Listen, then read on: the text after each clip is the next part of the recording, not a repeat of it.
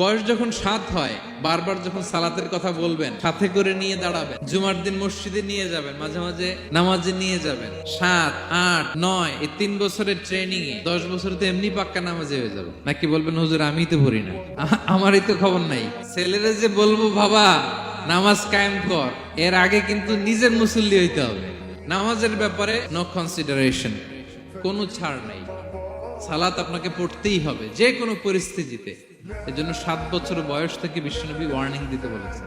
10 বছর বয়স হলে প্রয়োজনে রূঢ় আচরণ করো, শাসন করো, প্রয়োজনে মৃদু প্রহার করো। অনেক ফ্যামিলি আছে নিজেও নামাজি, ছেলে মেয়েদেরকেও নামাজের কথা বলে পড়ায়। জোহর পড়তে দেয়, আসর পড়তে দেয়, মাগরিব পড়তে দেয়, এশা পড়তে দেয়, ফজর পড়তে দেয় না। ফজর নিয়ে টেনশন নাই। কেন? আমার কলিজার টুকরা সন্তান ঘুমায় হুজুর, কাঁচা ঘুম কেমনে ভাঙাই। যে বাবা মারা মনে করে সকালে কিভাবে ডাকি, উঠতে চায় না হুজুর, কাঁচা ঘুম কষ্ট হয়ে যায়, ফজরের সময় যদি আগুন লেগে যায় আপনার ঘরে, কি করবেন? আরেকটু ঘুমা, কাঁচা ঘুম।